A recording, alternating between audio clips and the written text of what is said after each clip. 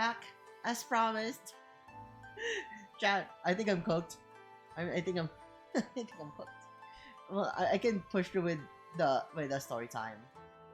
What I mean by cooked is I feel like every time I eat something since last night, my tummy hurts.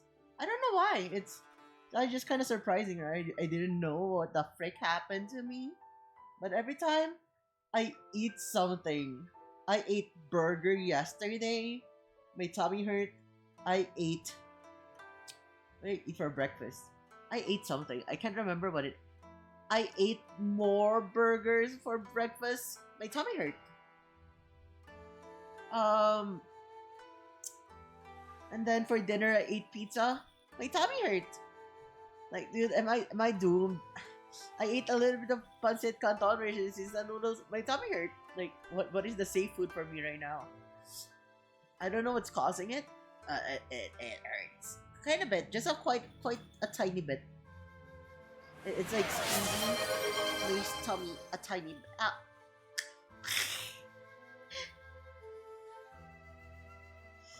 It's just hurting my tummy a little bit, but like I don't know what's happening. It's like very weird freaking experience right now with food. Like food hates me. Food doesn't want me to food. Dragon not fooding. Also, it's not enough to hydrate that water. Let me greet everyone here. Hello, Seven. Ouch! Hello, Seven. Welcome to the stream. Also, RTS. Also, Smell and Nod. Welcome to the stream.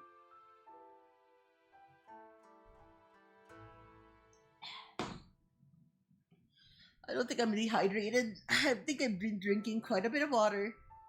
Maybe not so much, but I don't see the reason why I'm having tummy aches, tummy hurts. Getting a bit of tummy aches. There's a tiny bit. I don't even know how to explain it. It's like someone's like grabbing my internal organs and like not massaging, but they're lightly squeezing it. Not enough to be extremely painful, but painful enough to be a bit discomforting and irritating. It's like someone's putting weight on my abdomen, kind of like squeeze. Anyways, chat, how have you guys been? How was the past few hours without me? I feel it again. My tummy's killing me. Me good. That's good. That's good news. That's good. I was actually on my weekend. Got kind of hungry from Hell's Kitchen. I was hungry from Hell's Kitchen. I ate food and my tummy hurt. Is this it? Is this the end of my life? I cannot eat anymore. Is this it? Is this it, chat? That'd be quite concerning. Imagine you just go to the hospital like, yeah, you're kind of fucked. I think it has... Okay, so like, hear me out. I think it has something to do with my recent binging on cats. So I love supers. I love excessiveness when it comes to like food. And I don't mean it by like eating too much. I meant by I love something that are like excessively sweet sometimes. Sometimes I love it excessively spicy. Sometimes I like excessively sour. So I bought some sour belts and cola belts and what is that other thing?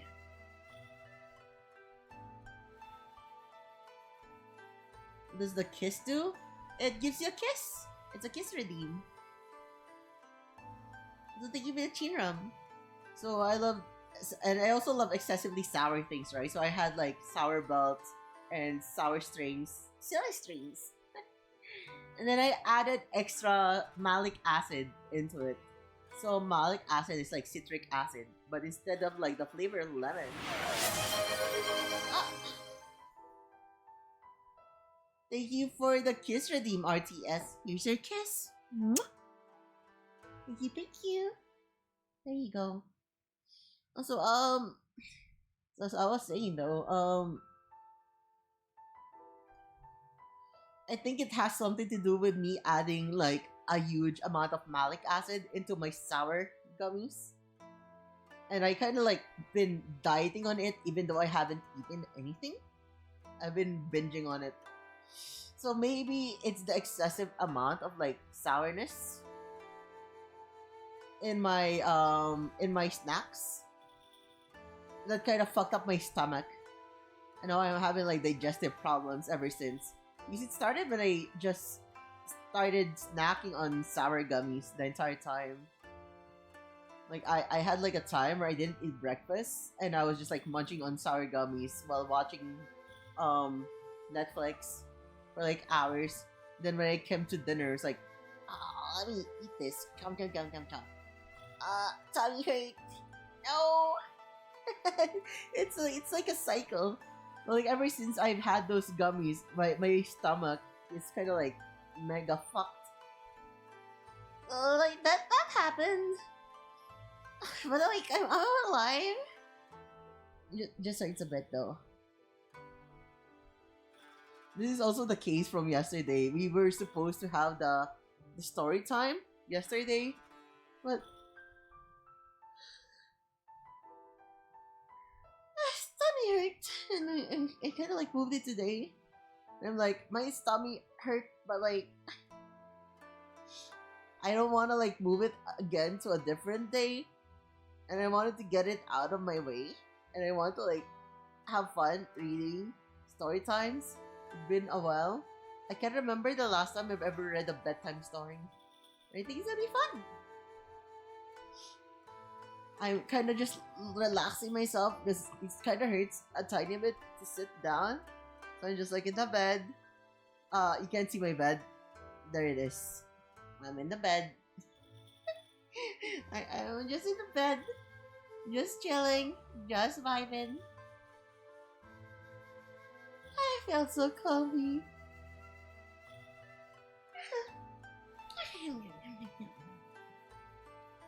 I think the bed is too high. Ah, that's me. It's not the bed. Let's put down the bed.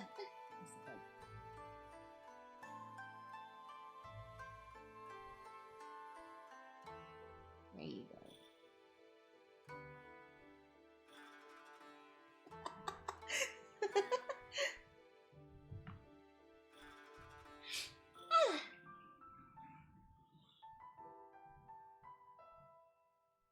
Chad, I have a question. Do you like stories times? Do you like getting read stories, bedtime stories and stuff like that? Doesn't need to be now. Could be like back when you were a kid. Do you like getting bedtime stories? Do you like getting sung instead to sleep? What do you enjoy, chat?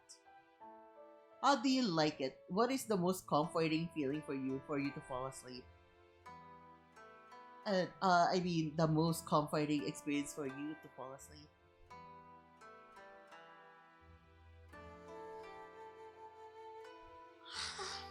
Hmm.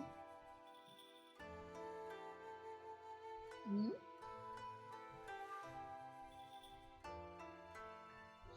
For me, when I was a kid, I did get bedtime stories and stuff like that, but mostly my mom hums me to sleep. They hum me to sleep. My mom would hum, like sing songs, and my mom would scratch my back, and getting that type of like affection, just like getting my back scratched or my head scratched or the back of my ear scratched while I lay down makes me sleepy and puts me to sleep. That was when I was a kid though. Obviously.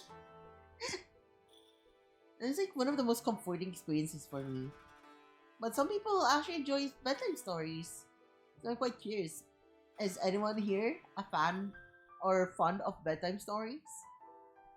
And if so, what is your favorite bedtime story?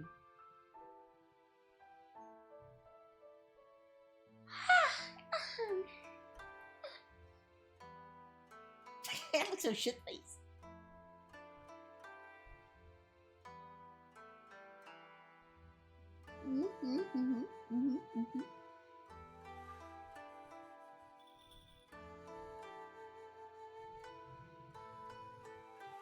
Holy crap!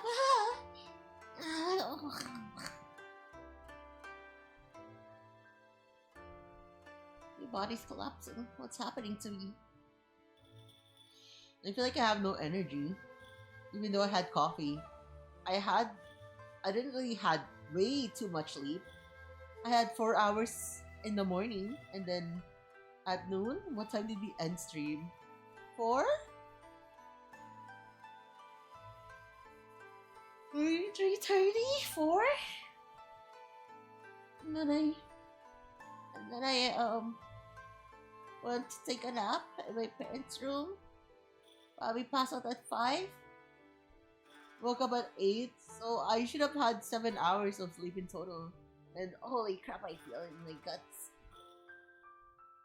What is in there? I feel like my guts is getting rearranged.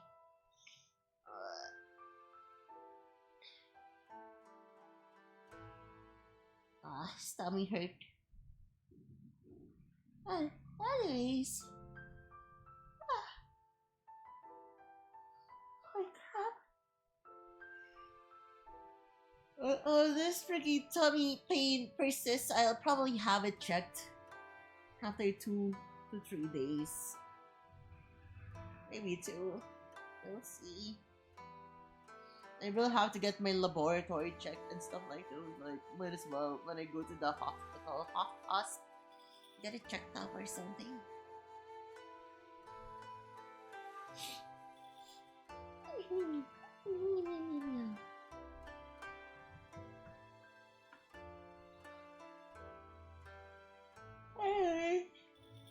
Holy crap! I haven't read the first bedtime story yet, and it's fucking killing me. All my energy's getting drained out of me. I just fucking slept, dude. I even had coffee. What is happening to my body? My entire body's collapsing. And it's not like I've been overworking, right? I haven't streamed since yesterday was the first time I streamed after the 24-hour stream, and right now my entire freaking body's just like out of energy. I wonder what's happening to me. Am I transforming, chat? Is this my shape-shifting era? Is this my metamorphosis? Is this my emergence? Is this very sussy very sussy titles being spoken out by the dragon? Anyways.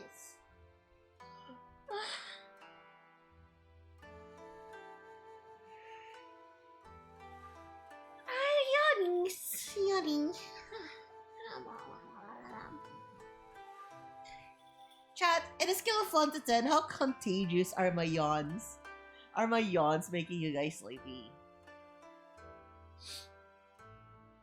Is it contagious? For some reason, like back then, people were like saying your yawns are making you sleepy. Yawns are contagious. 7 out of 10. Hi, Timeless. Welcome. I'm just like installing it. I'm waiting for the coffee to somewhat.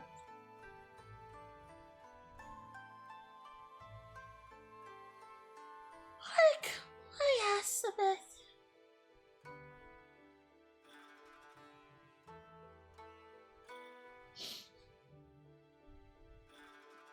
Hoping that you're just stretching me back right now in bed. Hoping it would wake me up in a while. I had coffee, 2.5 teaspoons of normal coffee, ground coffee.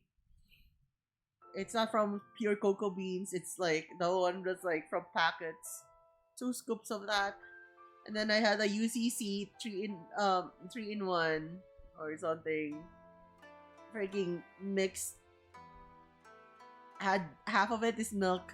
Half of it is water, added some ice, drank it all in one go. Just waiting for it to kick me in the guts. I'm just doing it right now.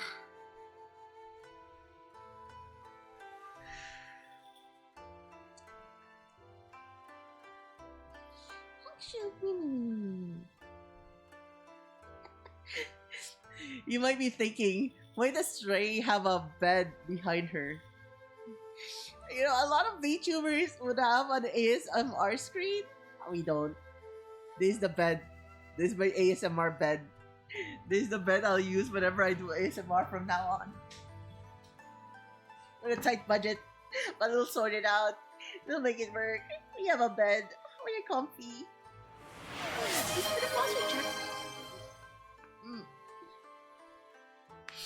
I don't know if you're hearing my back, my body crack. I'm also stretching right now. And shrimp.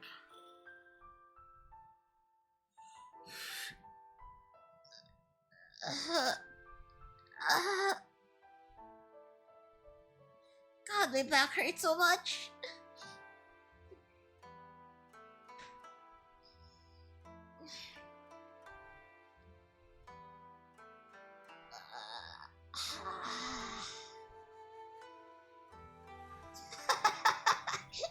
Wow, this is kind of comfy.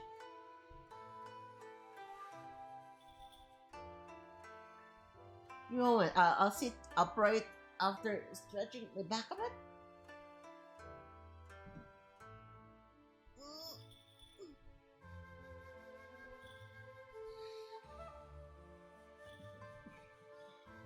I look so comfy in my bed. Okay. The other.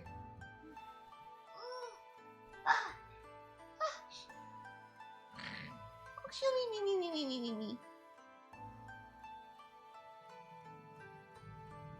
Chat, I think she's out. Oh, it tracked my face. Hi, Zan. Good evening. I'm just stretching on my bed.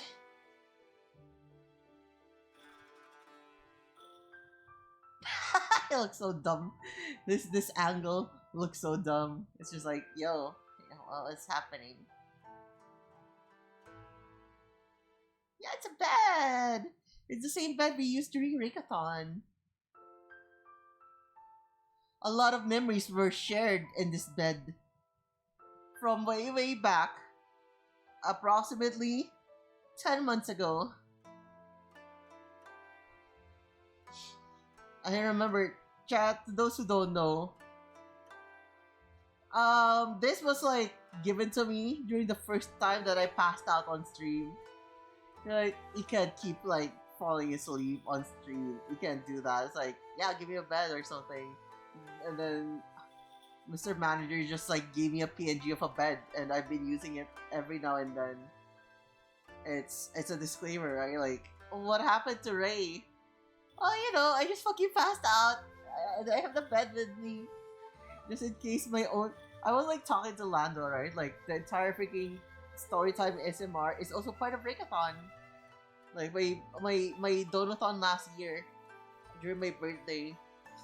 This is like, I think this is like the $1,000 reward.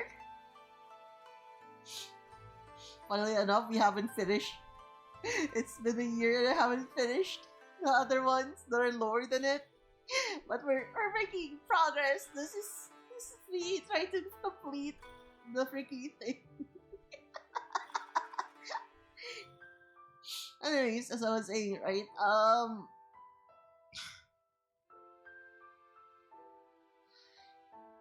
The bed is here.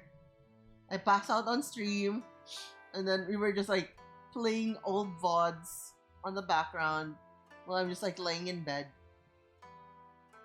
And there's like lots of memories in this bed.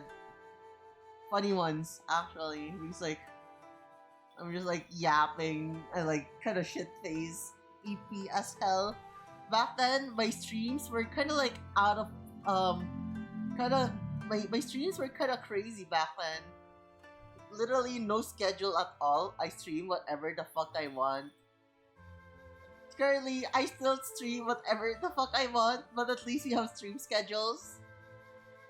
That was ever since Lando became manager son too. And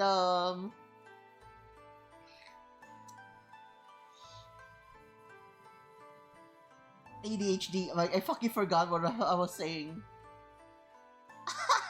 I forgot what I was saying.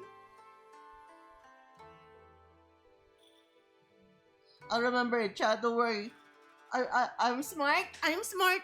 I can remember. I am smart. I will remember what I was saying. I'm sitting. I'm sitting sideways. There you go. Now I'm leaning on the bed, like draw me like one of your French girls against a pillow. I'm lying down like a mermaid, semi, but at least I'm not flat on my back. Anyways, last year's. Alright, Donathon event. It was like, yeah. So now we're gonna like be reading stories for chat. We're gonna do quote unquote. I didn't even put ASMR here because I'm not confident with how quiet I can be. Because usually when I am quite loud, you know. I am quite loud. Near divergent things. I can't keep my voice that low for too long. And then when I read something, just fucking react. I'm like, yo, what the fuck? And Charles get like, whoa, I had you at mass. Why did you scream into my ear? I'm sorry. I'm sorry. I'm sorry. I'm sorry. The yapper in me just goes crazy. I'm not as yappy as other VTubers. Sometimes I wish I could be a lot more proactive in thinking of topics, but like as I've already said multiple times, I'm more of like a reactive type of streamer. Like, you tell me something that's interesting, I'll respond to it. If it's not that wowish to me, I still read it. If I have the time, if we're not reacting, I'll try to read as many messages as I can. If something happens in stream and it's not surprising to me or not as interesting, right? I don't really make a lot of comments. I just let things play out. I just play games and like let people see it as if they're just like playing, and I don't want to like put as too much input that I don't like putting too much feelers into whatever I'm doing. But if there's something I find interesting and wanted to point it out, I would point it out. I wish I could like talk more and voice out a lot of things in my head. But like, I've been playing games ever since I was young. Played a lot of games, not as much as others. But like, there's like a lot of. I'm not easy. I'm not the type that gets easily surprised, I guess.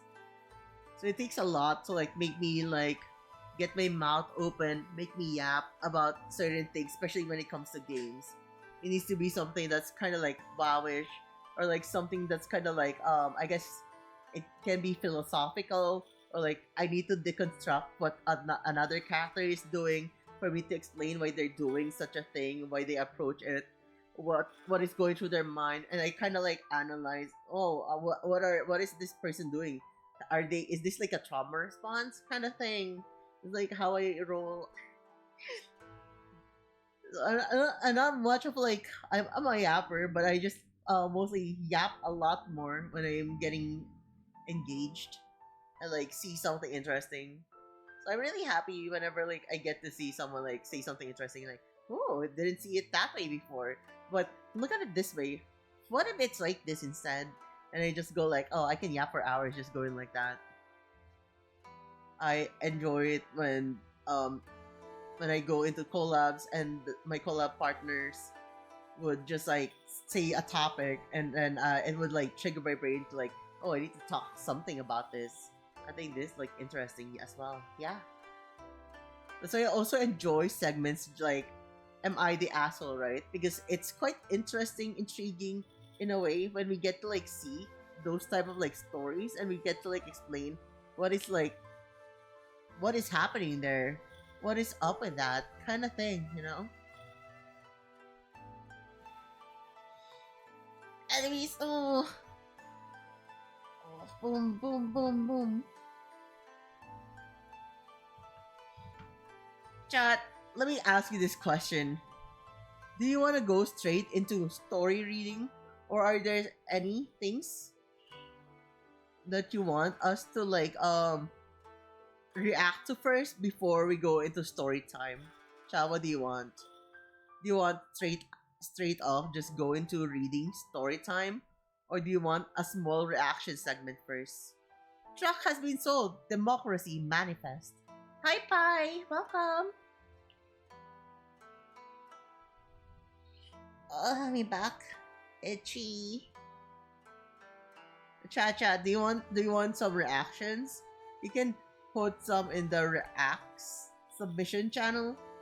If you want, have you seen Democracy Manifest arrest video? You can look at that if you guys want. Let me put a poll.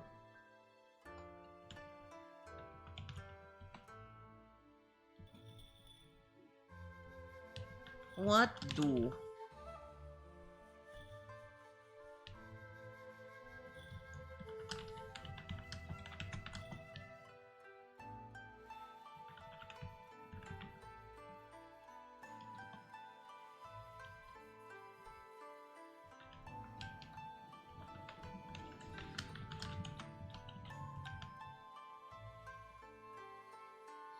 set it to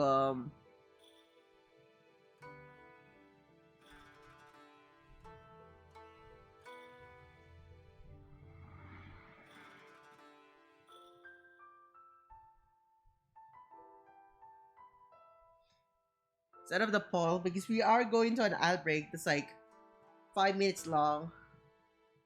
Well, not 5 minutes. It's gonna be three minutes of ad break because we set it so it would just like appear every hour, so it's not that disruptive.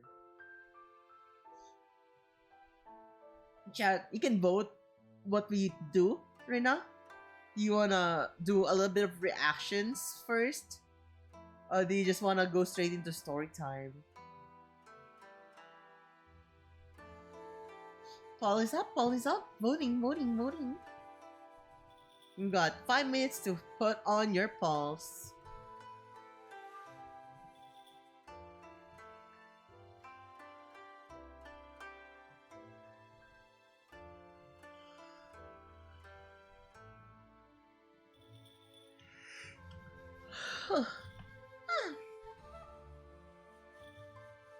Use civic duty and vote in the poll.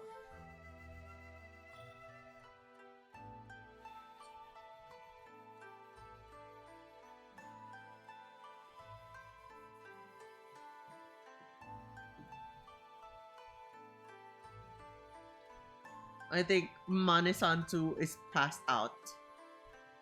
Wait, we're here with Udan though.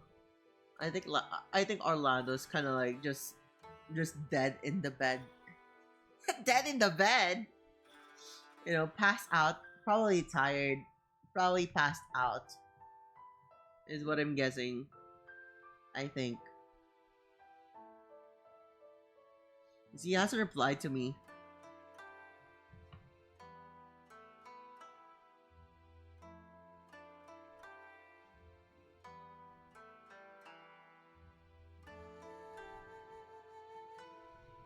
He's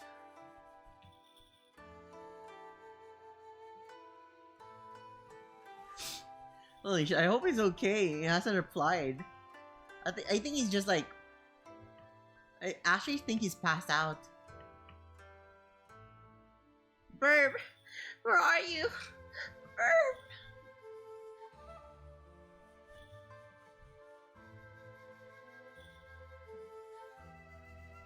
Chat.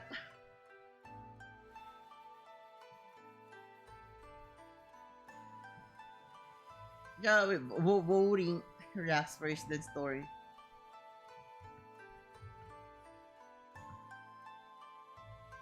We have 2 reacts and 1 story. Chat, come on.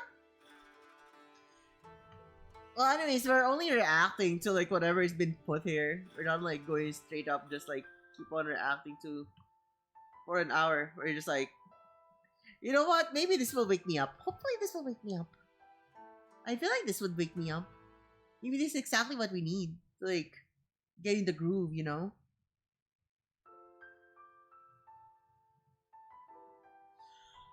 Holy shit. Ah, we're back. Ad breaks in 1 minute and 55, 54, 53, 52, 51.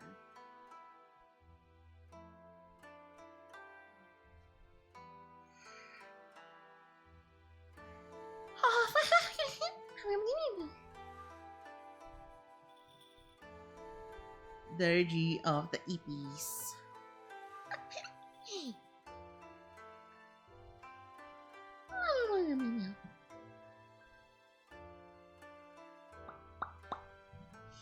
Bam, bam, bam, bam, bam, bam.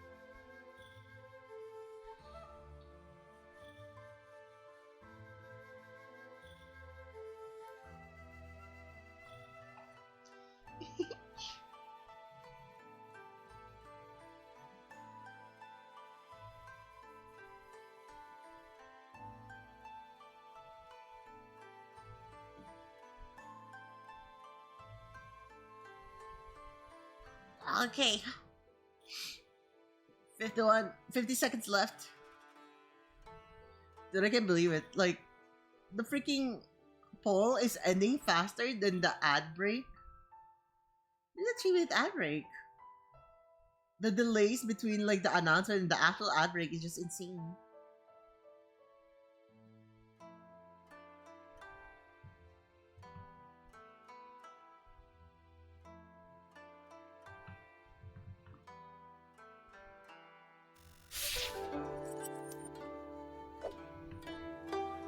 Let's grab that link.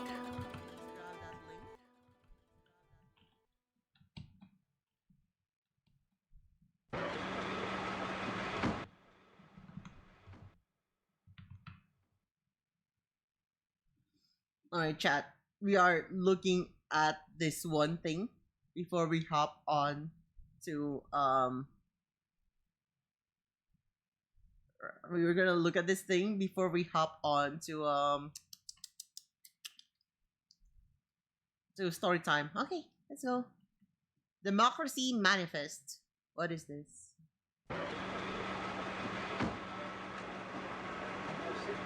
Just a moment, you just assured me that I could speak. Sit down inside the car. We're not assuring anything. We're under arrest. Look, I'm under what? What is happening to him? Gentlemen, this is Democracy Manifest. Have a look at the headlock here. See that chap over there? Get your hand off my penis! This is the bloke who got me What on is the happening? penis before. Get some cups.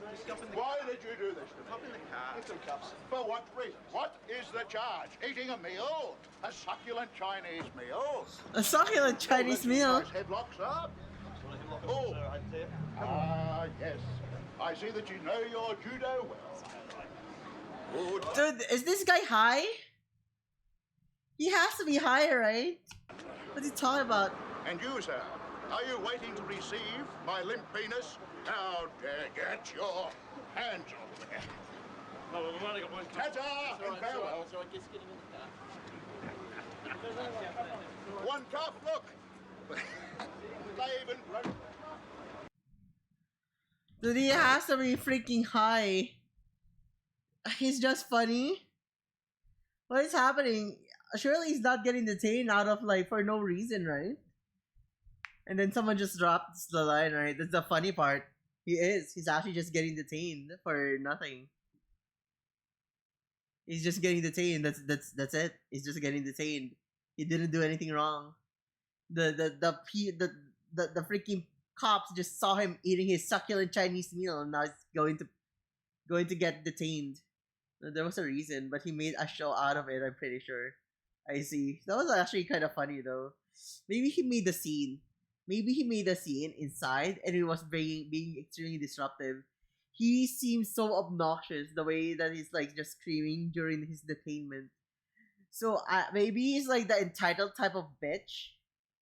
I think he's the entitled type of bitch who likes being the one who is always right. I think that's like too much. Is it out of line for me to just call him a bitch without knowing it, right? But like, let's say he is.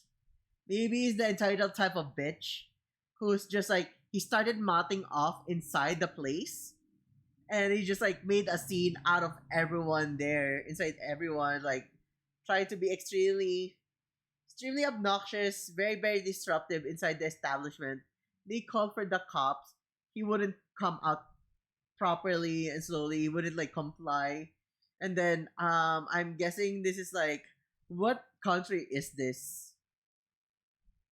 Probably maybe it's a European country. He sounds like an Englishman. Doesn't sound like American. This is Australia. Wow. So like this is Democracy Manifest. It's Australian. Um yeah, maybe it's like he got into a lot of arguments and whatever, started being extremely disruptive. The cops came, he wouldn't comply. More cops came. They think two grown ass men are not enough. They added more. Eat but for liquid. That is true. That is what hydrate is. We feed we feed our thirst. We need the fluids inside our body for us to not die from dehydration. Thank you for the hydrate check. And now we go back to our just chatting screen.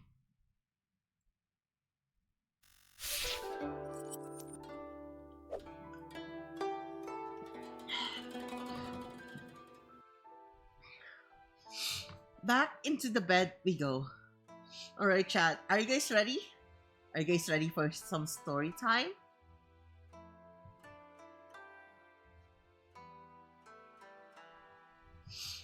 Alright, let me pull up the stories.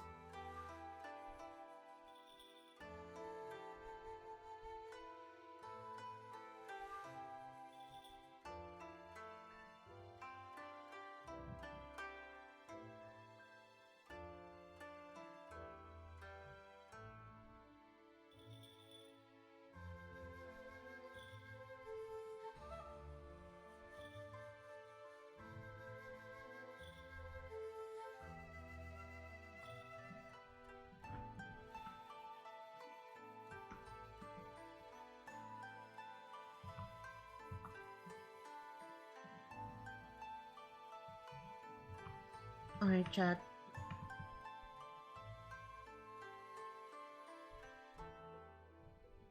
Chat, we are off to our first story time. We are gonna be reading the bear. You know what? We're going back to watching, and then we're opening the thing here to make it fit. Alright, chat. Are you guys ready? We're gonna be reading.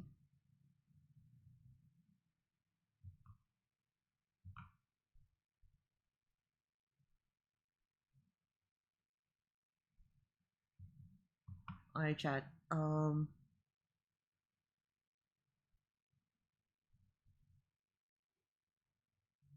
Where did I pip? I don't know where did I place this. Where did I place chat? So it's not as obstructing. Maybe I could work it around here. Alright.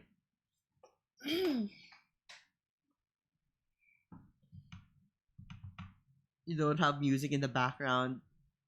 But that's okay. Chat, okay, no music in the background at all. Okay. Chat, are you guys ready?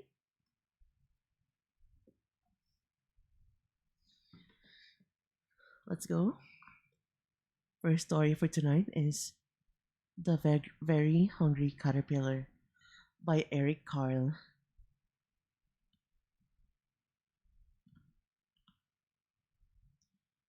Or my sister, Krista.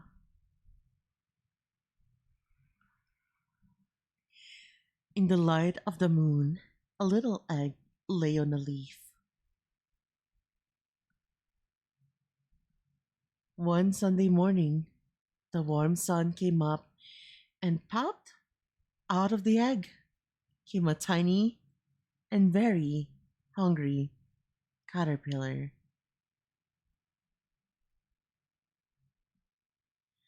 He started to look for some food. On Monday, he ate through one apple, but he was still hungry. He started to look for some food. On Tuesday, he ate through two pears, but he was still hungry. On Wednesday, He ate through 3 plums, but he was still hungry.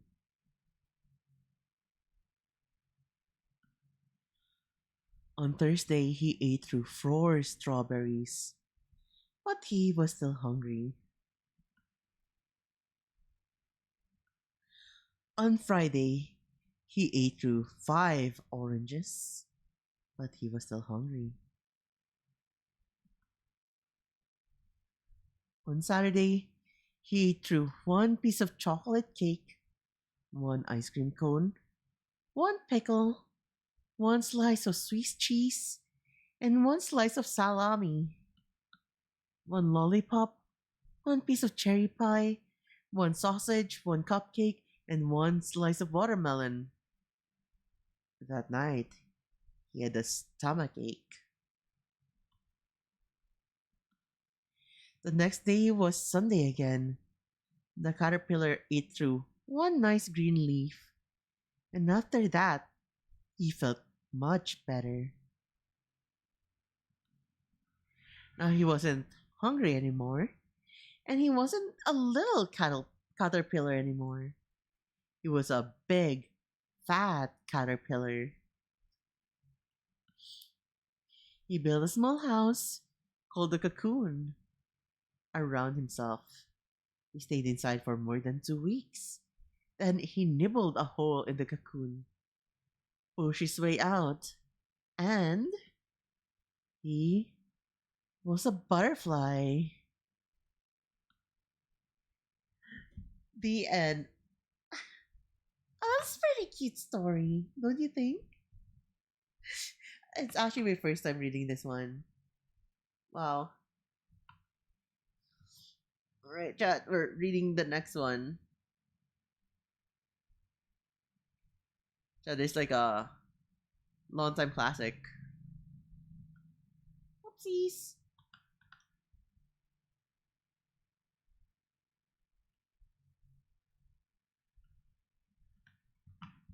Chad, have you ever read Little Red Riding Hood?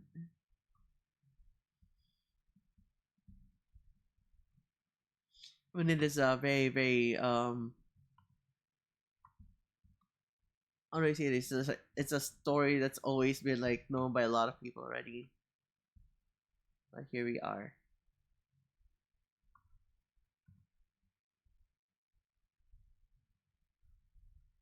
Story of Little Red Riding Hood.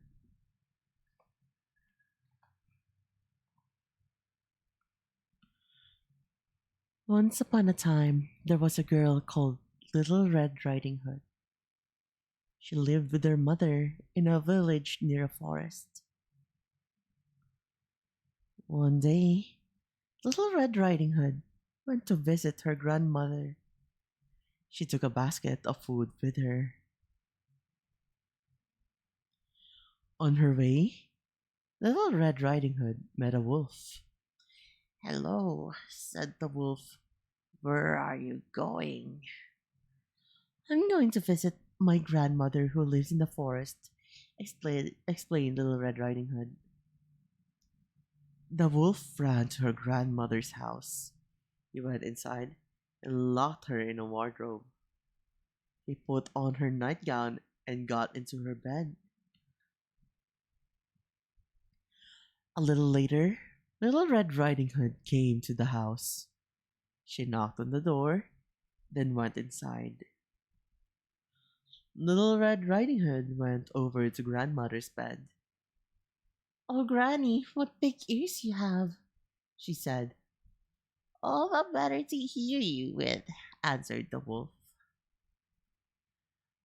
"Oh, Granny, what big eyes you have," said Little Red Riding Hood.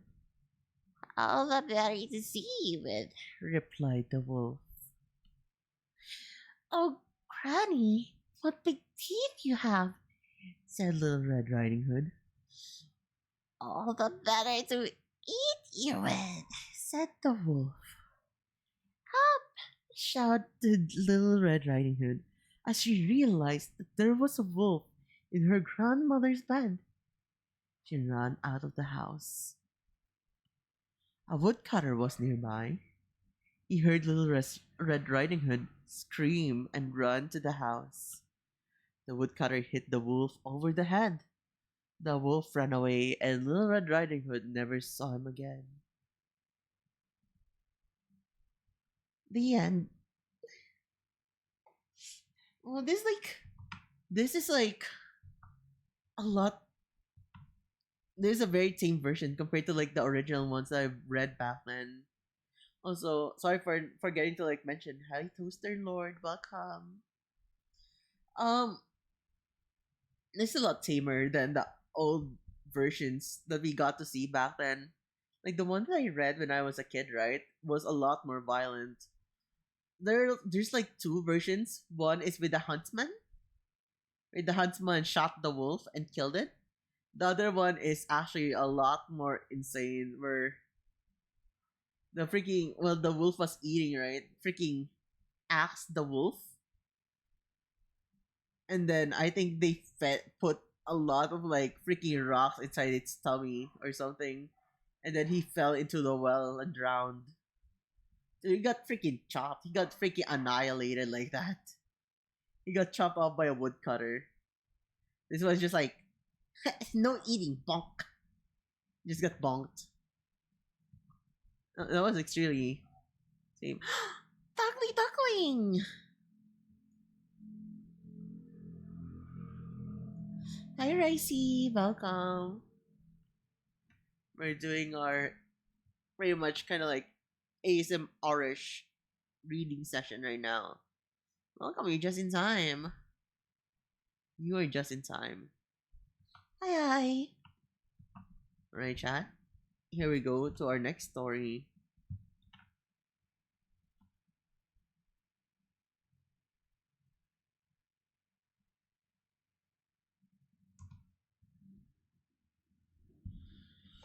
A fairy tale adapted for the youngest ears. The Ugly Duckling. Beauty is becoming what you were always meant to be. This one has pictures to accompany the writings. Down, down, tucked away in the reeds, hidden in the reeds, and rushes. Wait, what are rushes? Hidden in the reeds and rushes surrounding the old farm pond sat a young mother duck. Three of the four eggs in her clutch had just hatched. Beep, beep, beep. They called out to their mother. Quack, quack, quack, she corrected them. We're going to help out in a family friend's restaurant. I'll be cooking plenty of burgers. How fun. The fourth egg, larger than the rest, remained. Mother Duck sat down again and watched her ducklings dry their feathers and drink in the green with their eyes. Soon the last egg hatched. Out tumbled a large, soggy gray creature.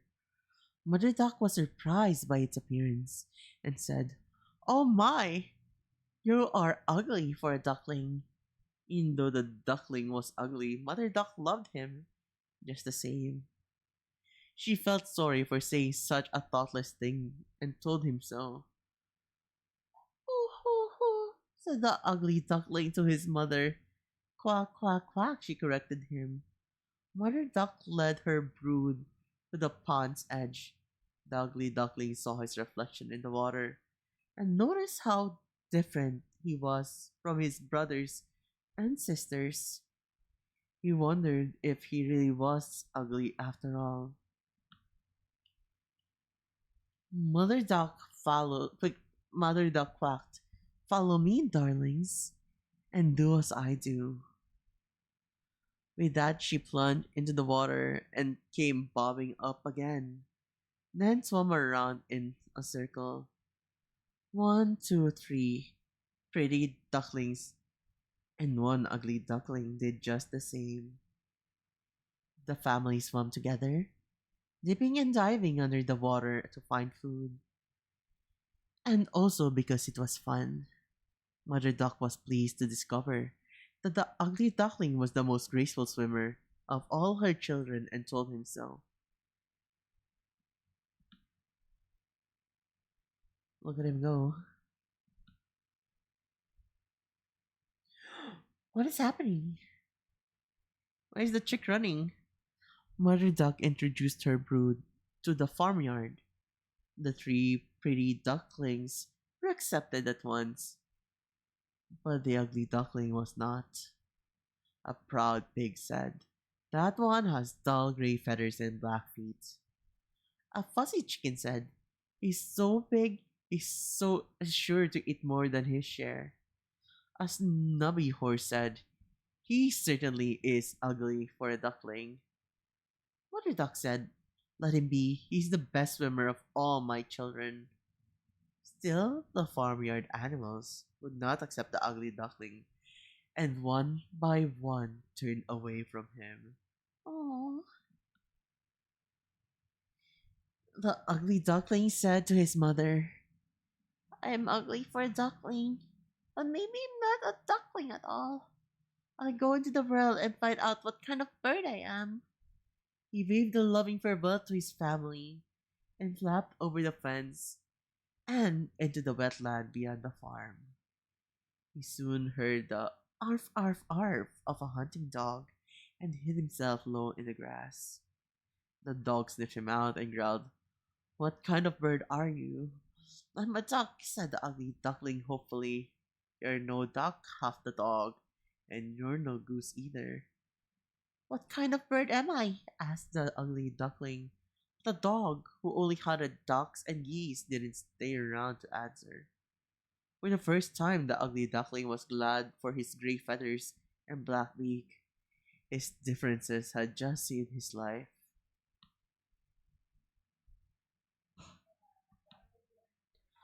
As night fell, the ugly duckling looked for shelter. He discovered a rickety shack on the other side of the wetland. His door hung crookedly on its hinges, leaving a gap just large enough for the ugly duckling to squeeze through. Inside, he found an old woman sitting near the hearth, with a kitty cat on her lap. When she stroked the cat, sparks flickered in its fur. A well-fed chicken sat nearby. "Gawk!" exclaimed the chicken and stood up to reveal a newly laid egg. Ah,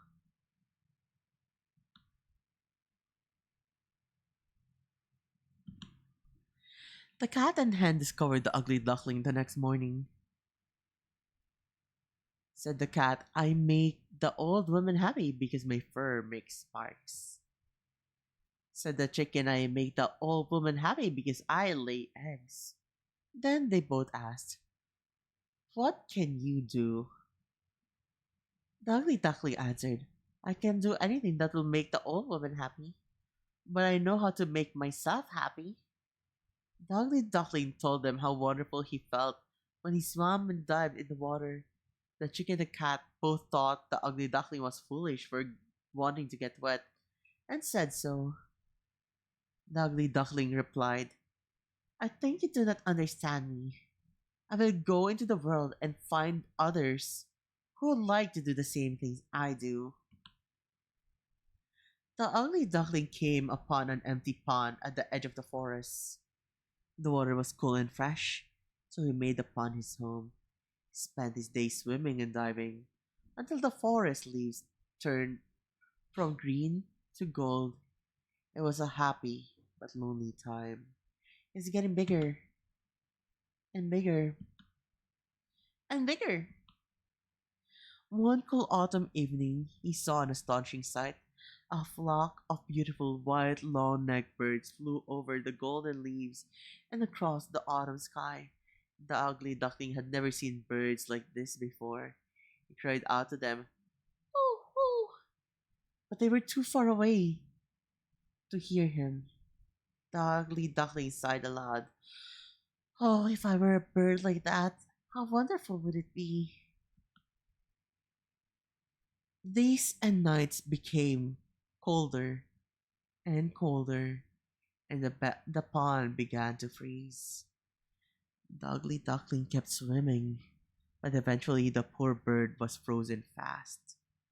A woodsman happened by and rescued him from the ice with his axe. Aww.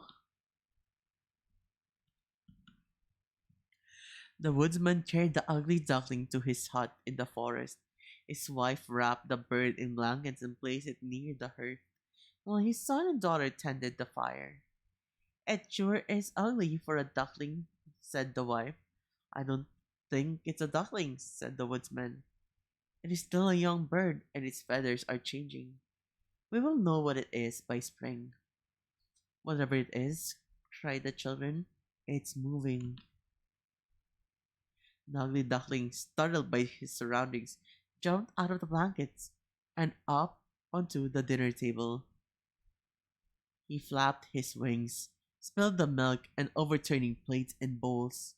The woodsman opened the front door, and the ugly duckling flew out of the hut into the chilly night. Aw, he's scared.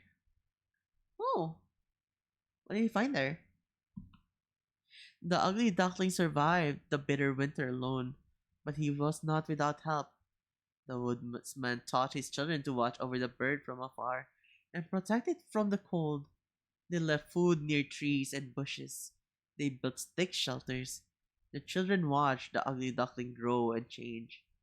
I think I know what kind of bird he is, said the daughter. Me too, said the son.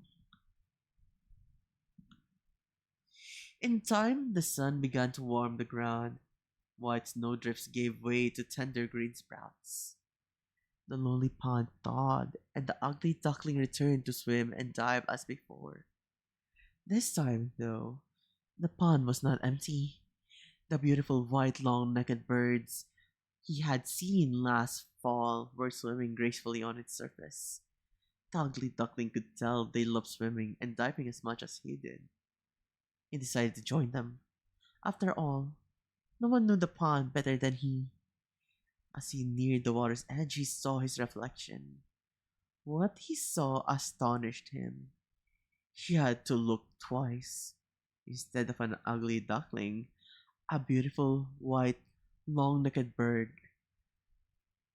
Why am I saying it naked? Long necked bird looked back at him. Is that me? He cried loud. The other birds heard his cry and quickly surrounded him with cheers of recognition, friendship, and joy.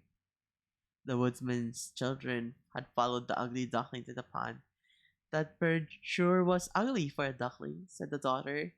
Yes, said the son, but isn't he beautiful for a swan? And that's the end. That is the story of the ugly duckling. It sounds so wholesome, right? He just like I don't know how to explain it. The story of the ugly duckling is just so freaking adorable for me. He's like he's trying to like fit in, but he just realizes, right? Like he was just at the wrong group. He's totally different. Doesn't mean like doesn't belong anywhere. He's just trying to fit himself in the wrong group.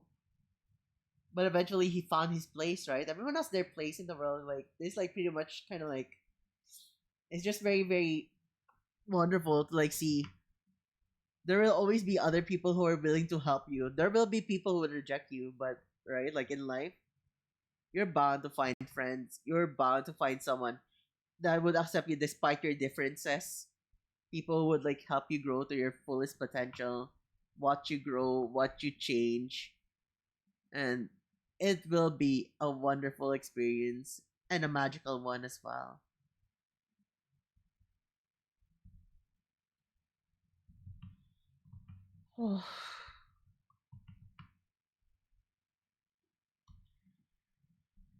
um, what's the next one? What's the next one? Dude, I think I'm reading this way too fast. Am I actually faster than I thought I was? Actually, I think we're at the right pacing. It's been an hour since we started. Took us 30 minutes to read all of those. Maybe we're just moving at the right pace.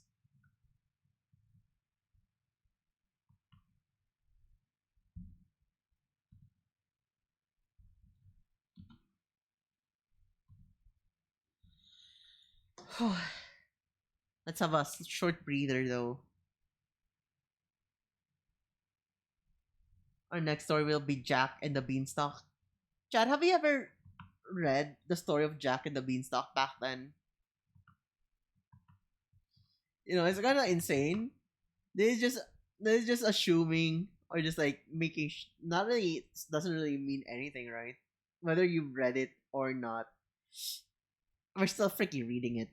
So I don't know why I'm like saying, have you guys read this before?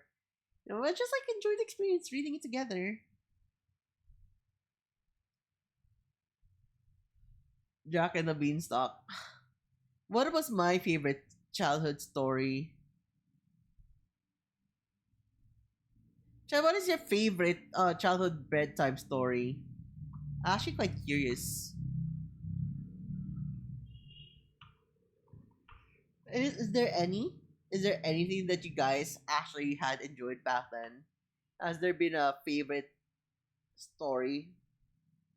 When I was young, um, I think my favorite has to either be Pinocchio or the Three Little Pigs.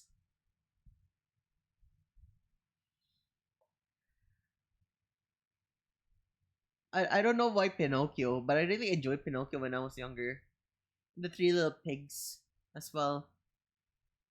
I also enjoyed um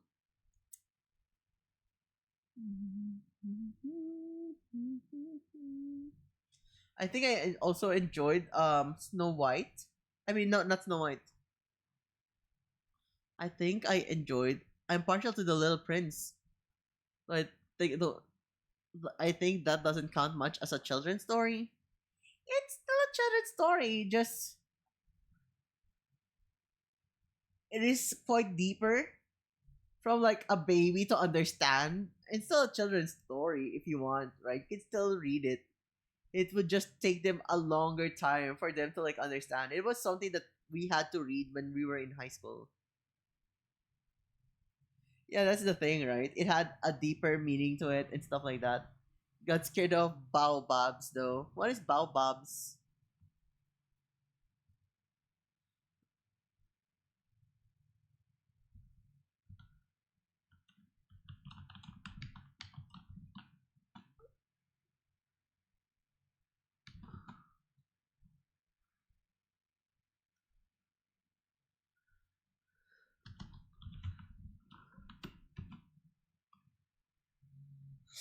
I mean, with the way that it looks, it is kind of like terrifying, huh?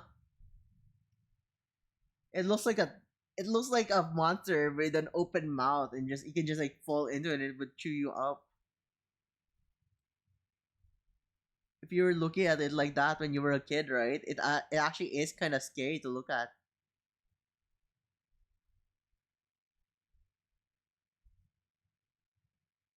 Not to mention all of those wrinkles and stuff.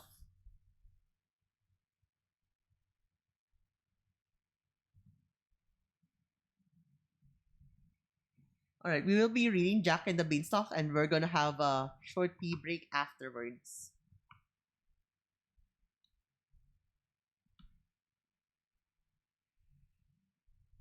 All right, give me a moment.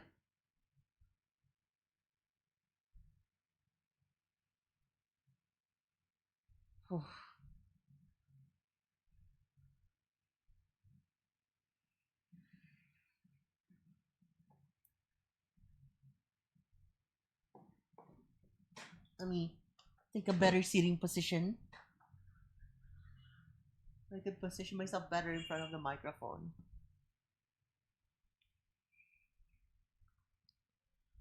Once upon a time, there was a boy called Jack. Jack lived in a cottage with his mother. They were very poor, and their most valuable possession was a cow. One day, Jack's mother asked him to take the cow to the market to sell. On the way, Jack met a man who gave him some magic beans in exchange for the cow. When Jack came home with the beans, his mother was angry. She threw the beans out of the window and sent him to bed.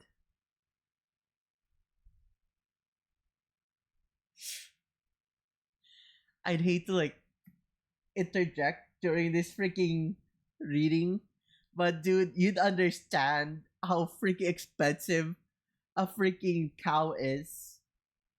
And they were probably starving. Sell it off. We need money to buy other food instead of just eating beef, right? Usually, people who raise certain animals would not eat that type of animal, or they won't eat their own livestock sometimes because they took care of it. He got some beans in exchange for a cow, so you understand why his mother would be pissed. Literally, in her perspective, his son just got scammed.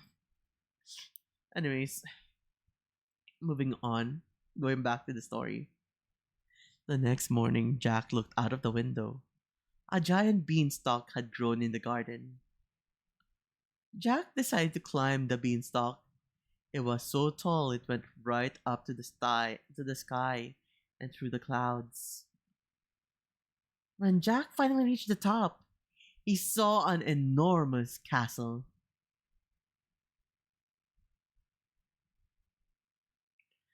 Jack decided to go inside. All the furniture was huge. Suddenly, Jack heard a loud noise. He ran into a cupboard to hide. An enormous giant came into the room. Fee, fi, fo, fum. I smell the blood of an Englishman, he bellowed.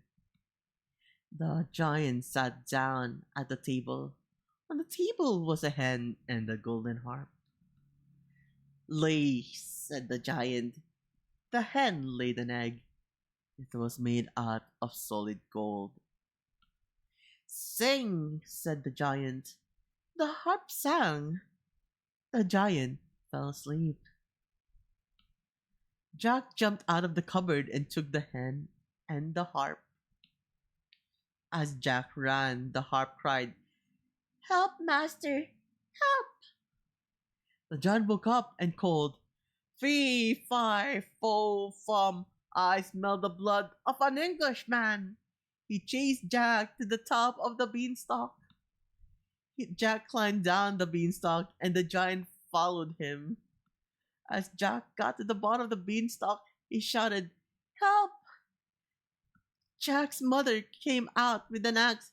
She used it to chop the bottom of the beanstalk. The giant fell and crashed to the ground. He was never seen again. With the golden eggs and the magic harp, Jack and his mother lived happily ever after. Holy fuck. I'm sorry. I'm sorry. I'm glad I didn't put ASMR in like the freaking title because I dude, I just like remembered how fucking brutal this fucking story is. Dude, my boy here got scammed.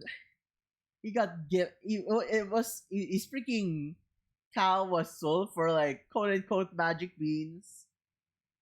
Got it thrown out, got into a castle. He saw the chicken and the harp. Dude, the freaking giant just wants his possessions back to him. And they fucking slimed him for that, right? They fucking straight up murdered the giant to steal his belongings. Dude, that's freaking savage. What the hell? He freaking killed the giant, dude. He fucking he got away with murder and theft. What the fuck? What kind of fucking childhood?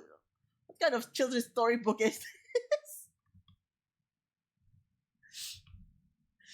Remember, if you're poor and you're starving, just kill someone and steal their possession. That's the moral of the story. Crazy ass freaking storybook.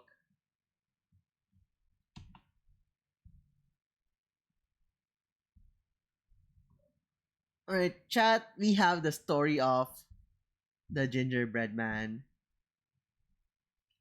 Retold by Catherine McCafferty, illustrated by Doug, Doug Pauls. The gingerbread man.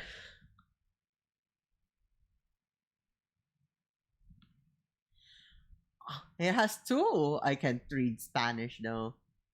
Once upon a time, there lived a kind old couple. They had all they wanted, except for a child. One day, the old woman made up her mind. She said, "If we cannot have real children, I will make one for us."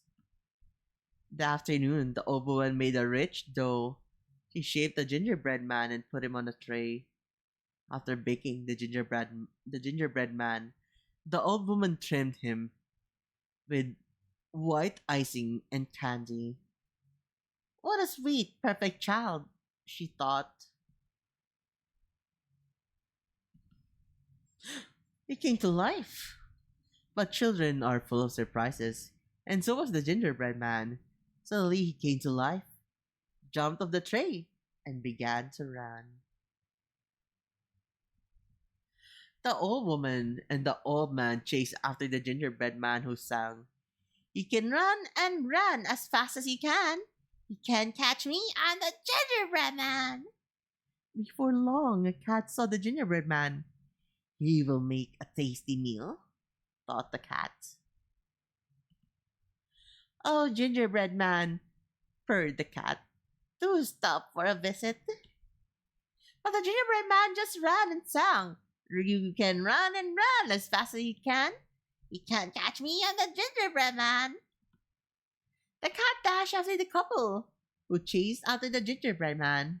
Yo, these old people are like freaking fit. Dude, they're freaking chasing. They're running faster than the cat. A snake soon spied them. "Stop to say hello, gingerbread man," he hissed. But the gingerbread man just ran and sang, "You can run and run as fast as you can. You can't catch me, I'm the gingerbread man." The snake slithered after the cat, who dashed after the old couple who chased the gingerbread man. A goose saw them. "I'll be glad to have you for dinner," he honked to the gingerbread man. But the gingerbread man just ran and sang, "You can run and run as fast as you can. You can't catch me, I'm the gingerbread man." The goose waddled after the snake, who slithered after the cat, who dashed after the couple who chased the gingerbread man. The old man looks like he's so ready to throw hands now. A very sly, very hungry fox spotted the gingerbread man. The gingerbread man was not afraid of the fox. He was having too much fun running. As he ran, he sang, "You can't have me for lunch, fox. You can run and run as fast as you can. You can't catch me, I'm the gingerbread man." Fox just smiled. "Why would I want to eat you?" he said. "It is much more fun to watch you run. And perhaps I can help you." "Soon you will come to a river," said Fox. "If you don't cross it, they will catch you." The gingerbread man knew if he got wet, he would fall apart. "Will you help me cross the water, Fox?" he said. "Of course," said Fox. The gingerbread man hopped onto Fox's tail. Fox swam. "The water will be deep soon," he said. "Climb higher onto my back." The gingerbread man climbed higher. Fox stopped in the middle of the river. "The water is getting deeper," he said. "Jump onto my nose, gingerbread man." And he jumped. And so the gingerbread man jumped toward the fox's nose. But in the snap of a jaw, he was in Fox's mouth. Fox smacked his lips and sang, "He ran and ran into my clever plan. What a sweet lunch, that gingerbread man." And he's dead. He freaky slimed the gingerbread man. The gingerbread man was not as smart as he thought. Dude, he's getting slimed. He got moidered.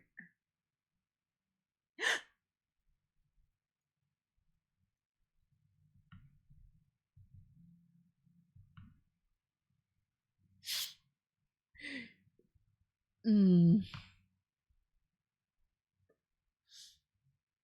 I actually find it funny. I actually remember saying, "Dude, I need to like pee after this." Well, I just ended up with me not actually peeing. I just ended up here, and I just like just continued freaking reading and reading and reading instead. All right, let's go off to our next story.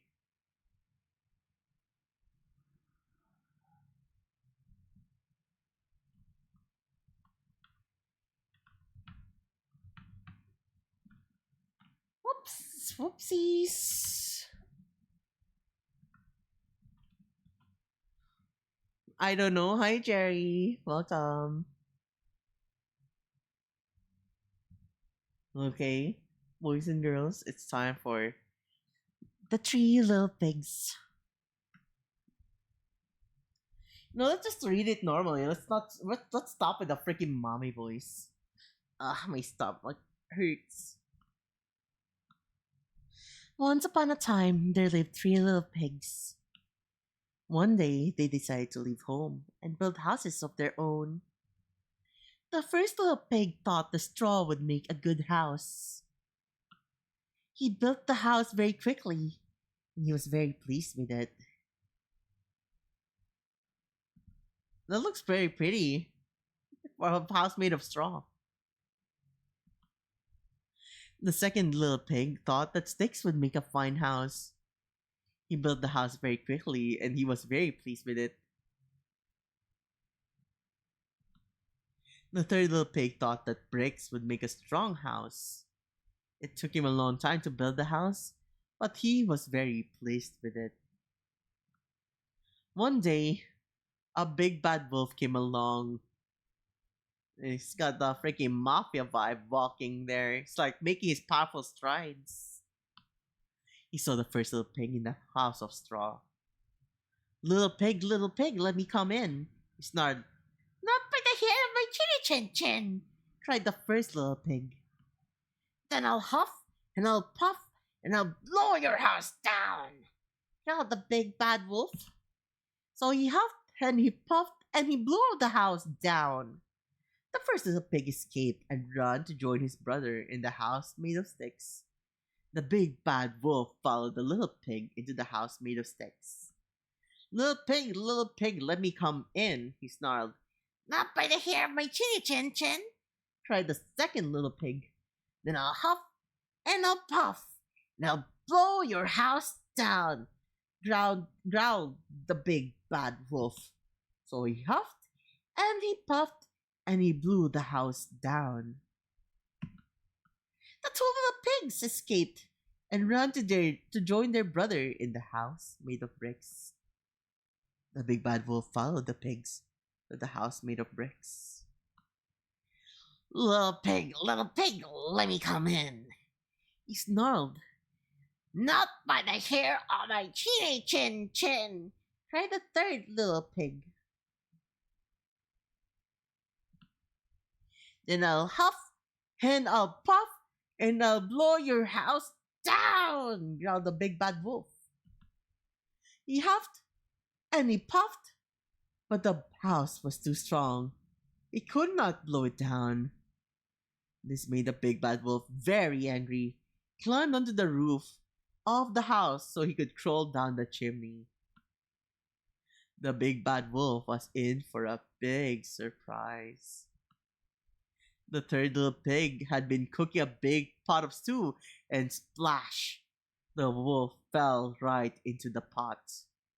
The wolf was very shocked. He jumped out of the pot and ran straight out of the house. He never came back again. The little pigs lived happily ever after in the house made of bricks.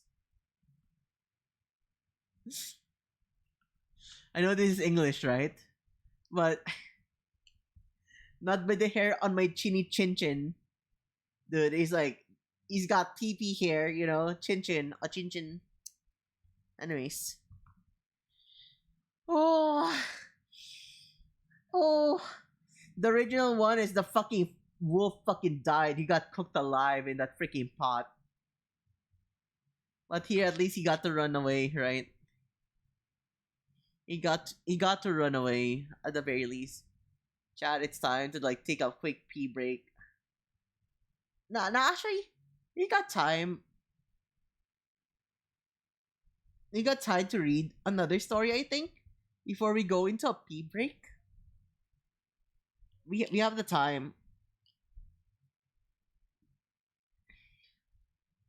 We can just like read another story, and then after that we'll be like hitting that ad break because it happens every 1 hour after the first 30-minute mark because we're like having a hour break. I mean an hour thing. You redeem, I'ma do it. No, no, let me read one more story first. That way we actually time it on time with the ad break. Alright?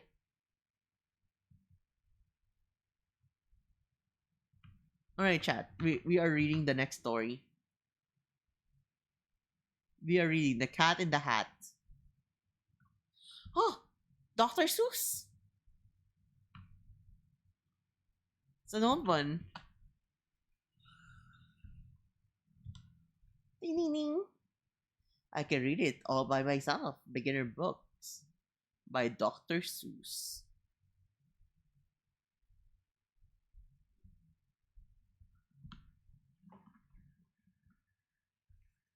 The Cat in the Hat by Dr. Seuss. The sun did not shine. It was too wet to play. So we sat in the house all that cold, wet day. I sat there with Sally. We sat there we two. And I said how I wish we had something to do. Too wet to go out and too cold to play ball. So we sat in the house. We did nothing at all. So all we could do was to sit, sit, sit, sit. And we did not like it. That one little bit. Bump! And then something went bump. How that bump made us jump. We looked, then we saw him step in on the mat. We looked him and we saw him, the cat in the hat, and he said to us, "Why do you sit there like that? I know it is wet and the sun is not sunny, but we can have lots of good fun that is funny." "I know some good games we could play," said the cat. "I know some new tricks," said the cat in the hat. "A lot of good tricks. I will show them to you. Your mother will not mind at all if I do." Then Sally and I did not know what to say. Our mother was out of the house for the day. But our fish said, "No, no, make the cat go away. Tell that cat in the hat you do not want to play. He should not be here. He should not be about. He should not be here when your mother is out." Makes sense, right? He's a freaky stranger. Why did he just casually go in? "Now, now, have no fear. Have no fear," said the cat. "My tricks are not bad," said the cat in the hat. "Why, we can have lots of good fun if you wish.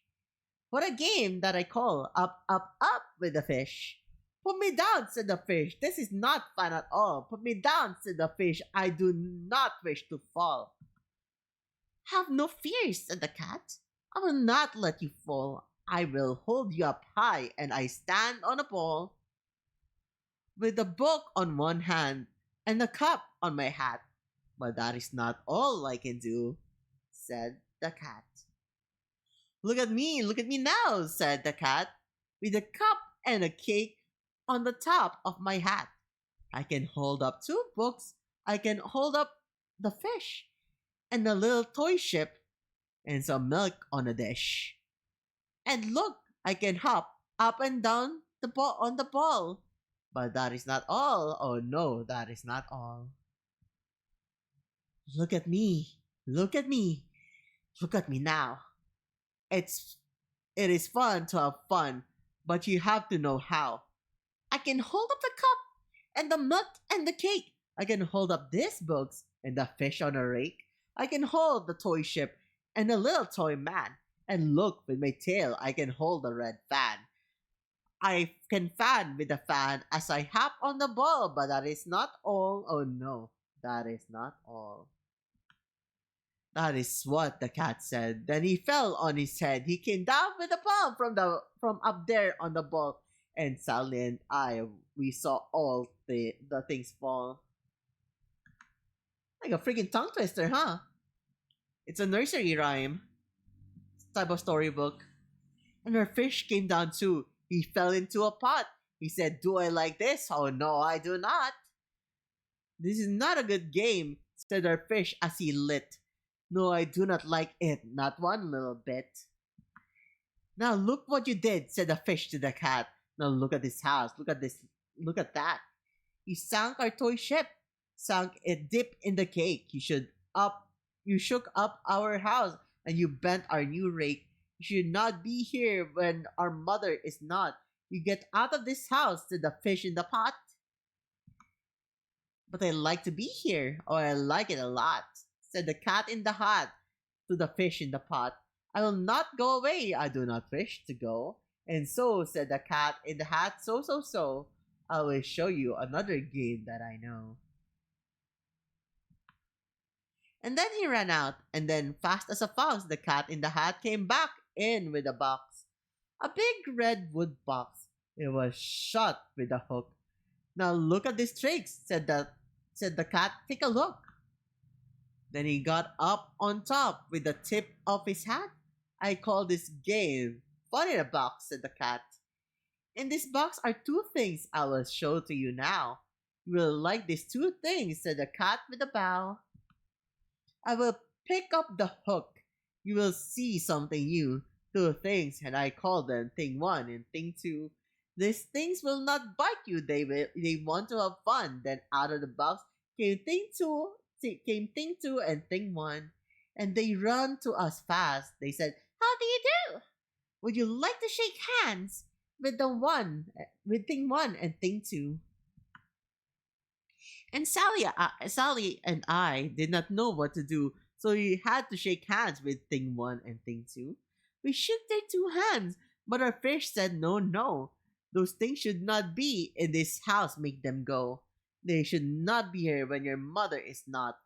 Put them out," said the fish in the pot. Have no fear, little fish," said the cat in the hat. "These things are good things," and he gave them a pat. "They are tame, oh so tame. They have come here to play. They will give you some fun on this wet, wet, wet day."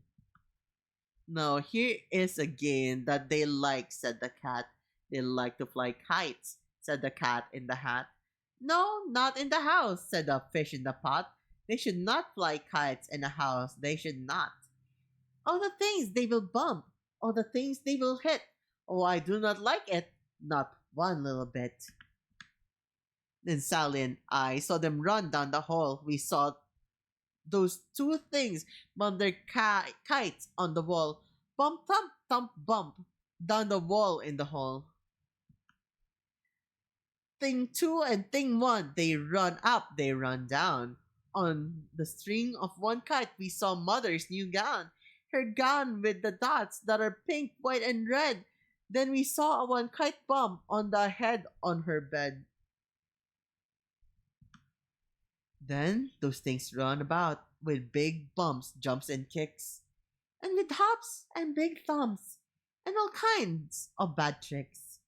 And I said, "I do not like the way that they play. If mother could see this, oh, what would she say?" Then our fish said, "Look, look!" And our fish shook with fear. "Your mother is on her way home. Do you hear? Oh, what will she do to us? What will she say? Oh, she will not like it to find us this way." "So do something fast," said the fish. "Do you hear? I saw her. Your mother is near." So as fast as you can, think of something to do. You will have to get rid of Thing 1 and Thing 2. So as fast as I could, I went after my net, and I said, "With my net, I can get them, I bet. I bet with my net, I can get those things yet." Then I let down my net. I came down with a plop, and I had them at last. Those things had to stop. Then I said to the cat, "Now you do as I say. You pack up those things and you take them away." "Oh dear," said the cat, "you did not like our game. Oh dear, what a shame, what a shame, what a shame." Then he shut up the things in the box with the hook, and the cat went away with a sad kind of look. "That is good," said the fish. "She has gone away." "Yes, but your mother will come. She will find this big mess. And this mess is so big and so deep and so tall, we cannot pick it up, there is no way at all. And then when he was back, then who was back in the house by the cat. Have no fear of this mess, said the cat in the hat. I always pick up all my playthings, and so I will show you another good trick that I know. Then we saw him pick up all the things that were down. He picked up the cake and the rake and the gown, and the milk and the strings and the books and the dish and the fat and the cup and the ship and the fish. And he started laughing and he put them away. Then he said, "That is that." And then he was gone with the tip of his hat. Then our mother came in and said to us too, "Did you have any fun? Tell me, what did you do?" And Sally and I did not know what to say. Should we tell her the things that went on there that day? Should we tell her about it?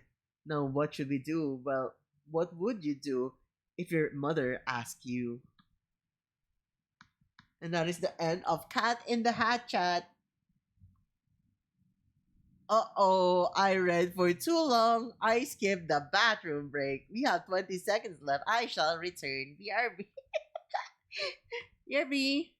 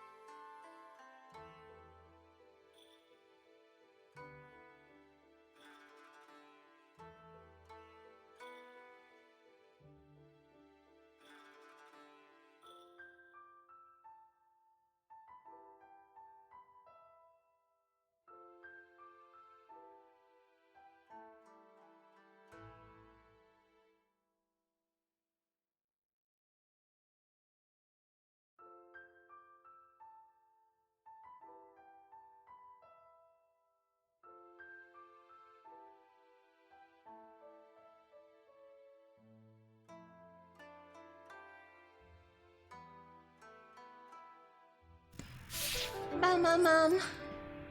Mama, mom. Mama, mama, mom. Mama, mama, mom. Mama, mama, mom. Mama, mama, mom. Mama, mama, mom. Mama, mama, mom. Mama, mama, mom. Mama, mama, mom. We're back. Bam, bam, bam, bam, bam. Bam, bam, bam, bam. Bam, bam, bam, bam, bam, bam, bam, bam, bam. Is Lando okay? I'm kind of worried. He's like,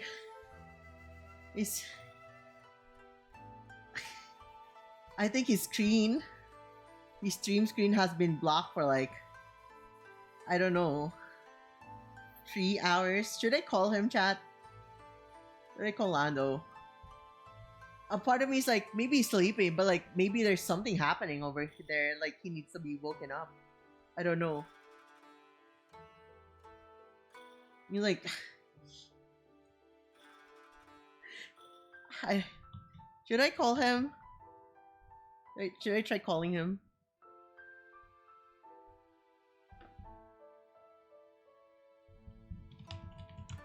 Let me just like poke him again. Let's try call. I'll try calling him for a bit. Like, but maybe he's tired. Maybe he was asleep. Maybe he's just resting. Maybe he needs more rest. Let me just backtrack real quick what he was doing, right? Because I don't want him sleeping on his desk. Because he's still live on stream. I don't want him passing out on the desk. That would hurt his back. Let me see. He was playing after I raided, an hour in after my first raid.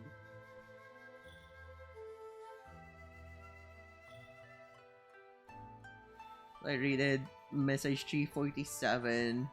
I ended stream around nearly 4, 3:30ish, nearly 4, 3:40 probably, and then we raided into Eggy.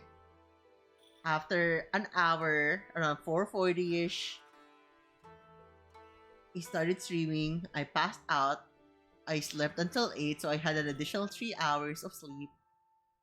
I woke up. His screen was black. That was like 8. It's 10.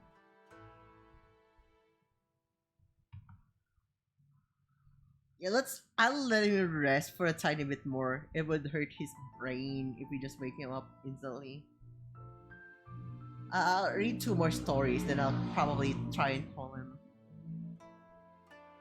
Alright, chat. We are done with Dr. Seuss' Cat in the Hat. We're moving on to the next story, which is, wow! Emperor's new clothes. Holy shit, there's no freaking... There's nothing here. It's just full on freaking... No pictures, nothing whatsoever. It's just straight up a freaking book. 4 pages. Everything has no other thing in it. It's just straight up stories. So, I don't need to change anymore the window. I'll just read it like this. So we can get comfy in bed. Yippee!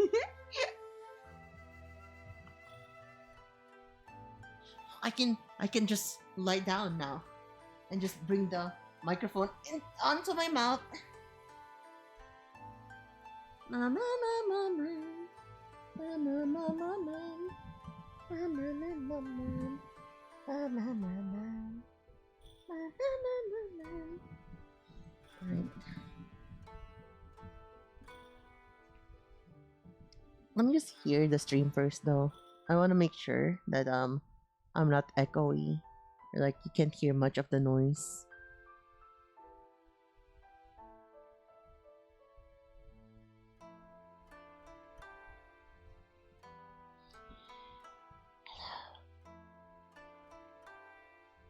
Alright.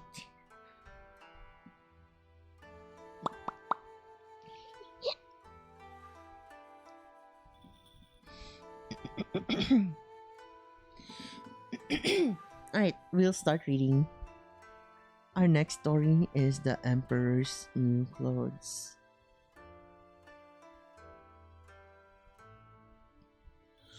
Many years ago, there lived an emperor who was so monstrous, fond of fine new clothes that he spent all his money on being really smart. He didn't care about his army, he didn't care for going to the play or driving out in the park, unless it was to show his new clothes. He had a coat for two he had a coat for every hour in the day, and just as people say about a king, that he is holding a council. So in this country, they always have said the emperor is in his dressing room in the great city where he lived. Life was very pleasant. Dude, my freaking ADHD is killing me. It's so hard to freaking read this without pictures. Lots of strangers came there every day, and one day they arrived. Two swindlers. They gave out that they were weavers and said they knew how to make the loveliest stuff that could possibly be imagined. Not only were there colors and patterns.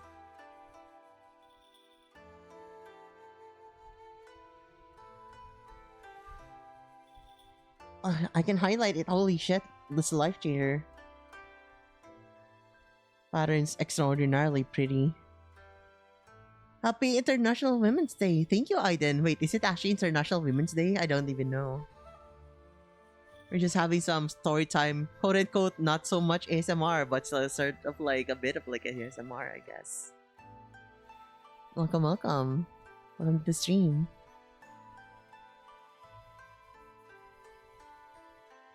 Not only were the colors and patterns extraordinarily pretty, but the clothes that were made of the stuff had this marvelous property that they were invisible to anyone who was either unfit for his situation or else was intolerably stupid. Very excellent clothes. Those must be, thought the emperor. If I wore them, I could tell which are the men in my realm who aren't fit for the post they hold. I could tell clever people from stupid ones. To be sure, that stuff must be made for me directly. Accordingly, he gave the two swindlers a large sum in advance so that they might begin their work. They set up two looms and pretended to be working, but they hadn't a vestige of anything on the looms. In hot haste, they demanded the finest of silk and the best of gold, which they stuffed into their own pockets, and they worked away at the bare looms till any hour of the night. I should like to know how they are getting on with the stuff, thought the emperor. But to tell the truth, he had little misgivings when he reflected that anyone who was stupid or unsuited to his post couldn't see the stuff. Of course, he was confident that he needn't be afraid of for himself. All the same, he decided to send someone else first to see how things were. Everybody in the whole city knew what marvelous power was in the stuff, and everybody was agog to see how incompetent and how stupid his neighbor was. I'll send my good old minister down to the weavers, thought the emperor. He can quite well see how stuff is shaping. He's an intelligent man, and no one is better fitted for his post than he. So the worthy old minister went into the hall where the two swindlers were sitting working at the bare loom. Heaven help us, thought the old minister, staring with all his eyes. I can't see a thing. But he didn't say so. But the swindler begged him to be pleased to step nearer and asked if he was not a pretty if here was not a pretty pattern and beautiful colors. And they pointed to the bare looms, and the poor old minister kept staring at it, but he couldn't see anything because there was nothing to be seen. Gracious goodness, thought he. Can I be stupid? I never thought so. And nobody get to know it. And nobody must get to know it. Can I be unfit for my office? No, no. It won't do for me to say I can't see the stuff. Well, have you nothing to say about it? Said the one who was weeping. Oh, it's charming, most delightful, said the old minister. Looking through his spectacles, the pattern, the color. Yes, indeed, I must tell the Emperor I am infinitely pleased with it. We are glad indeed to hear it, said both the weavers, and proceed to describe the colors, naming them, and the uncommon pattern. The minister listened carefully so as to be able to repeat it when he went back to the Emperor, and so he did. The swindlers now demanded more money and more silk and gold to be used in the weaving. They pocketed it all. The thread was put up. They went on, as before, weaving at the bare loom. Very soon, the Emperor sent another honest official over to see how the weaving progressed and whether the stuff would be ready soon. He fared just like the minister. He looked and looked, but as there was nothing there but empty loom, nothing could be seen. Well, isn't that a fine piece of stuff? Said both the swindlers, exhibiting and explaining the lovely patterns that weren't there at all. Stupid I am not, thought the man. It must be my nice pose that I'm not fit for. That would be a good joke, but I mustn't let the people notice anything.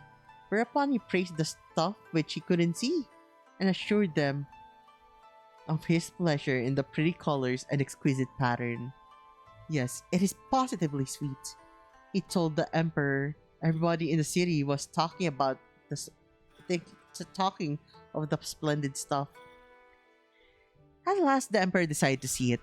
While it was still on the loom, with a large suite of select people, among them the two worthy officials who had been there before, went over to the two clever swindlers who were now weaving with all their might, only without vestige of a thread. Now is not that now is not that magnificent? I think that's like a typo. Is that not magnificent? Said both the worthy officials. Will your majesty design will his your majesty deign to note the beauty of the pattern and the colors? And they pointed to the bare loom, for they supposed that all the rest could certainly see the stuff. What's the meaning of this? Thought the emperor. I can't see a thing. This is terrible. Am I stupid? Am I not fit to be emperor? That would be the most frightful thing that could befall me. Oh, it's very pretty. It has my all highest approval, said he, nodding complacently and gazing on the empty loom. Of course, he wouldn't say he could see nothing. The whole of the suite he had with him looked and looked, but got no more out of that than the rest. However, they said, as the emperor had said, "Oh, it's very pretty," and they advised him to put on his splendid new stuff for the first time on the occasion of a great procession which was to take place shortly. Stuff place shortly. Magnificent, exquisite, excellent. When from mouth to mouth, the whole company was in the highest state of gratification.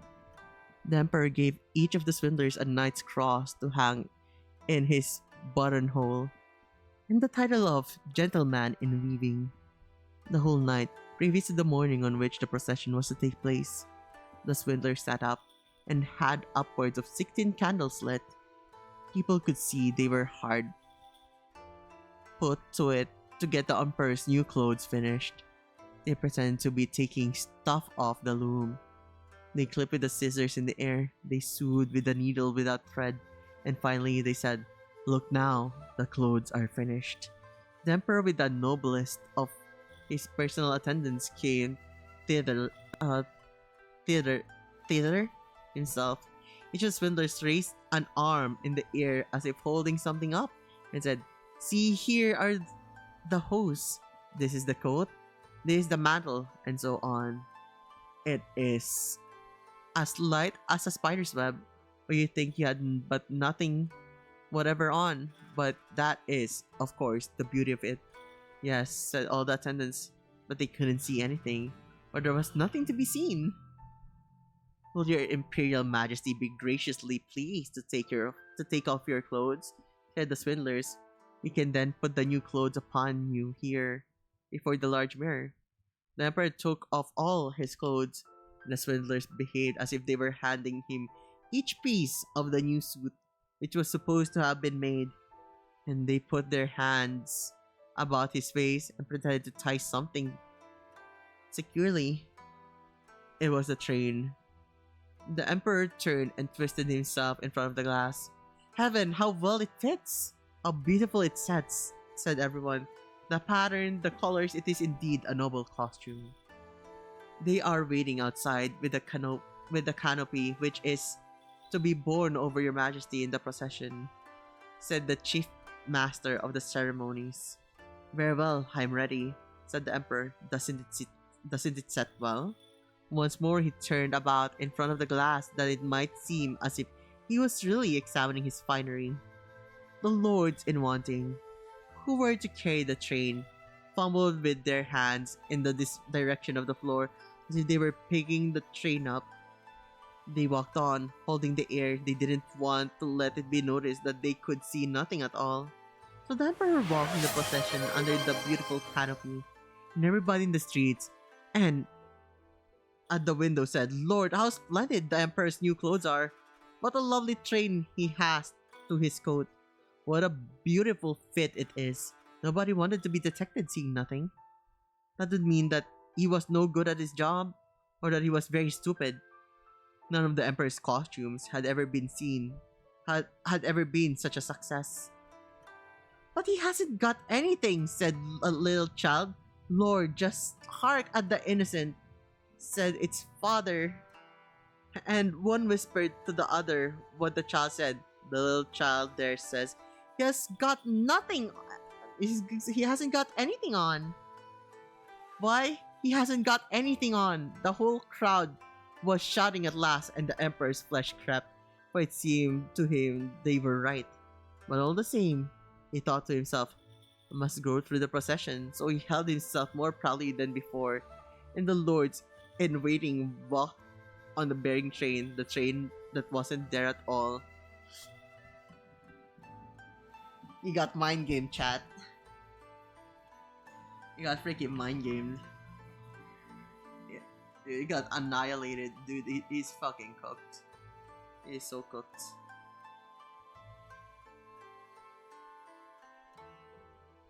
Just give me a moment.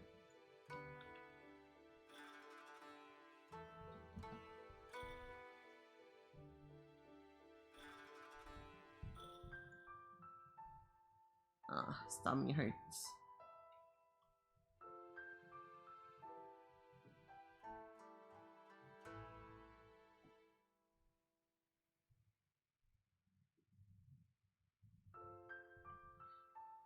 I'm getting my tummy hurty again. I'm dying. Help. Help. Tummy ache.